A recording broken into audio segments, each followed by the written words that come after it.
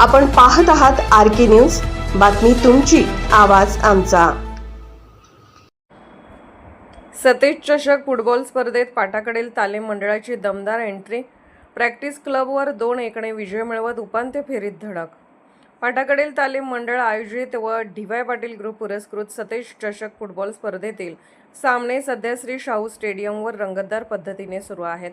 आज दुपारी 4 वाजता खेळवण्यात आलेल्या अत्यंत चुरशीच्या सामन्यात पाटाकडील तालीम मंडळाने प्रॅक्टिस क्लबवर 2-1 अशी मात करत उपांत्य फेरीत प्रवेश निश्चित केला।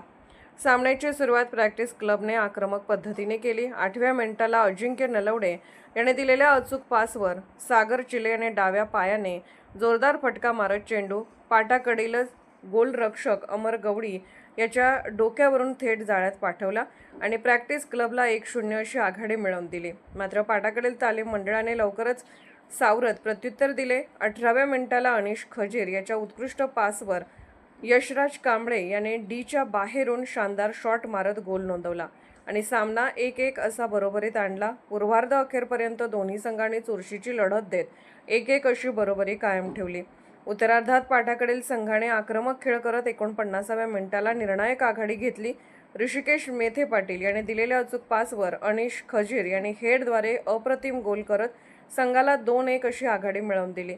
यानंतर प्रॅक्टिस क्लबने जोरदार हल्ले चढवले, मात्र त्यांना यश मिळाले नाही। अजिंक्य नलवडे याच्या 2 सोप्या संधी वाया गेल्या, तर उत्सव मरळकर याचा जोरदार फटका अमर गवळी यांनी उत्कृष्ट बचाव करत बाहेर ढकलला। प्रॅक्टिस क्लबकडून सौरभ जाधव, साहिल टाकवे, प्रदीप शिंदे, रोहित भोसले आणि आकाश बावकर यांनी चांगला खेळ केला, तर पाटाकडील तालीम मंडळाकडून नबी खान, रोहित मंडली, गोलरक्षक अमर गवळी, प्रतीक बदामे आणि रोम रियो यांनी उल्लेखनीय कामगिरी केली। अखेर पाटाकडील तालीम मंडळाने 2-1 असा विजय मिळवत उपांत्य फेरीत दिमाखात प्रवेश केला। सामन्यात उत्कृष्ट खेळ केल्याबद्दल पाटाकडीलच्या यशराज कांबळे याला सामनावीर पुरस्काराने गौरवण्यात आले। आरके न्यूज चॅनलला लाईक करा, शेअर करा आणि सबस्क्राईब करा।